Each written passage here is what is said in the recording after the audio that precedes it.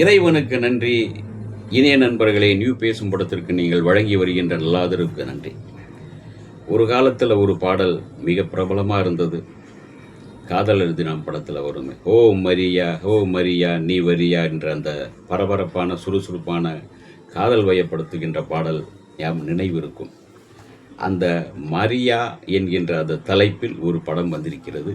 இது சர்ச்சைக்குரிய படமாக இருக்கலாம், பரபரப்பை ஏற்படுத்தும் படமாகவும் இருக்கலாம். ஒரு கிறிஸ்தவ கன்னியஸ்திரியின் கதை தான் இது. அந்த கன்னியஸ்திரி எப்படி கன்னியஸ்திரியாக 4 ஆண்டு இருந்துவிட்டு மறுபடியும் பொது வாழ்க்கைக்கு ஒரு சாதாரணமான பெண்ணாக, ஆசை பாசத்துக்கு காதலுக்கு உட்பட்ட ஒரு பெண்ணாக மாற வேண்டும் என்று நினைக்கின்றாலோ அதுதான் இந்த கதை. கன்னியாஸ்திரியுடைய கதை, ஒரு நன் ஜின்னாகிற கதை, அதுதான் சொல்ல வேண்டும். ஆனால் இந்த கதைக்கு, இந்த படத்தை விருது கொடுத்து பாராட்டியவர்கள் எல்லாம் யார் பார்த்தீர்கள்னா, அந்த சில இந்துத்துவ சக்தியை தான் கொடுத்திருக்கிறார்கள் தான் என்று பார்க்க தோன்றுகிறது. காஷ்மீர் ஃபைல், கேரளா ஃபைல் என்று வருவது போல இதுவும் ஒரு கிறிஸ்டியானிட்டி ஃபைல் என்று தான் சொல்ல வேண்டும் இந்த படம். அப்படி ஒரு சர்ச்சைக்குரிய சம்பவத்தை தான் சமாச்சாரத்தான் இந்த படத்தில் இருக்கின்றது.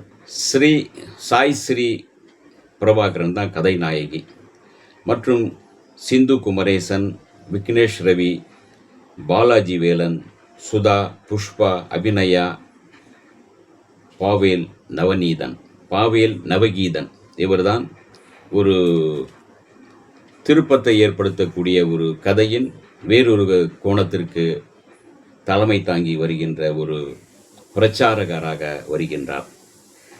இசை அரவிந்த் கோபாலகிருஷ்ணன் மற்றும் பரத் சுதர்ஷன். ஒளிப்பதிவு மணி சங்கர்ஜி. எழுத்து இயக்கம் ஹரி கே சுதன். அதாவது சாய் ஸ்ரீ ஒரு நன்னாக மாறிவிடுகிறார். ஏறக்குறைய ஒரு நன் எப்படி அந்த காலத்தில் அந்த ஒரு கன்னியஸ்திரிகள் போடுவார்கள், அந்த மாதிரி உடை அணிந்து கொண்டு அவருடைய சித்தி மகள் வீட்டுக்கு வருகின்றார். அங்கு இவர் அக்கா என்று சின்ன வயதில் பழக்கம் உண்டு, அதனால் அங்கு வருகிறார். அங்கு வந்தால் அவளோ ஒரு லிவின் கெதரில் வேறொரு பையனோடு இன்னொரு அவருடைய தோழியும் அதே மாதிரி 2 பேரும் ஒரு ரூம் எடுத்து இவங்க ஒரு வீடு எடுத்து தங்கி 4 பேர் ஜாலியாக வேலைக்கு போகிறாங்க, ஜாலியாக இது பண்ணுறாங்க. என்னடி இப்படி இருக்கீங்க அப்படின்னா, நாங்கள் இப்போது லிவிங்கில் இருக்கோம், ஒரு வேலை எங்களுக்குள் எனக்கு அவன் பிடிச்சி போனால் அவனை கல்யாணம் பண்ணிக்குவேன், அல்லது பிடிக்கலைன்னா நாங்கள் பிரிஞ்சுக்குவோம், இது என்ன அடையே அப்படின்னு சொல்லுவாங்க. அந்த அளவுக்கு ஒரு ஆச்சாரமும் ஒரு கட்டுப்பாடும் கொண்ட ஒரு பெண்ணாக கன்னியாஸ்திரியான இவர் வருகிறார். சாய் ஸ்ரீ வருகிறார் கன்னியாஸ்திரியாக. அங்கு கொஞ்ச நாளில் அன்று இரவு தூங்க போகும்போது இவர்கள் படுக்கை அறையில் போடுகின்ற அந்த கும்மாங்குத்து, மூச்சு வாங்க செய்கிற அந்த உழைப்பு இவர் காதில் விழ இவருக்கு ஒரு மாதிரி ஆகிவிடுகிறது. இதிலிருந்து தன்னை மீட்டுக்கொள்ள மறுநாள் சர்ச்சுக்கு போகிறார். மறுநாள் இவரே அந்த சத்தம் கேட்க ஆசையோடு ஆர்வம் கொள்கிறார். இப்படி போகின்றது இந்த கதை. இப்படி ஒரு கட்டத்தில் இவர் தன்னுடைய தாயாரை சந்தித்து, நான் இந்த கன்னியாஸ்திரி கோலத்தில் இருந்து விடுபட்டு ஒரு சராசரி பெண்ணாக, ஆசை பாசத்துக்கு காதலுக்கு உட்பட்டவளாக, ஒரு காதலியாக வாழ ஆசைப்படுகிறேன் என்றார்.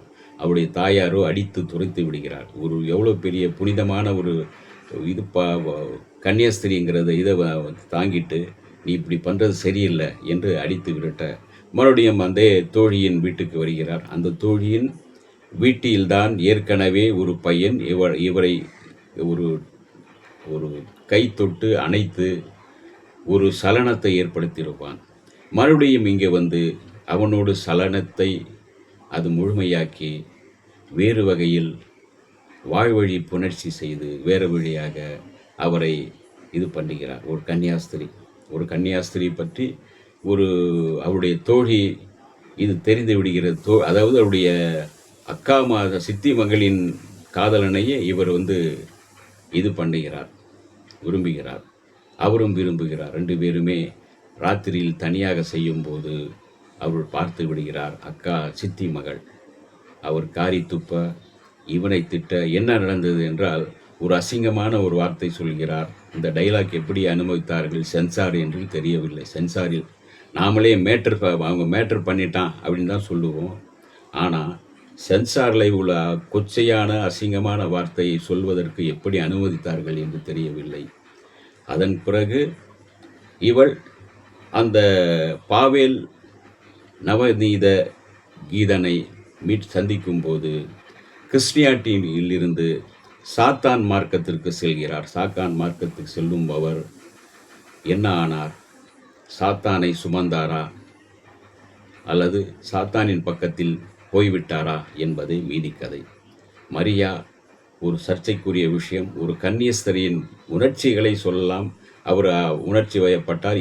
இளம் பெண்ணாக இருக்கிறார். அவருக்குள்ள ஒரு உணர்ச்சி உண்டு, காதல் உண்டு, ரொமான்ஸ் வரும், வேகமெல்லாம் வரும் என்று சொல்லலாம். ஆனால் அவர் ஃபோனே தொடாத ஒருவராக ஒரு மாதிரியாக காட்டிவிட்டு இப்படி ஒரு கதையை வேறு மாதிரி மாற்றியிருக்கிறார்கள். இது வேண்டும் என்று ஒரு கன்னியஸ்திரியை அவமானப்படுத்துவது போன்ற கதை அமைப்பு கொண்டதாக நான் நினைக்கின்றேன். இதெல்லாம் இந்த படம் இன்று திரைக்கு வருகிறது. ஆகஸ்ட் 3ஆம் தேதி திரைக்கு வருகிறது. வரும்போது தான் சர்ச்சைகள் கிளம்பும் என்று நினைக்கின்றேன். எப்படியோ ஒரு கதையை எடுத்து ஒரு கிறிஸ்டியானிட்டியிலிருந்து சைத்தான் மார்க்கத்திற்கு போகின்ற ஒரு கன்னியஸ்திரியின் கதை தான் இது.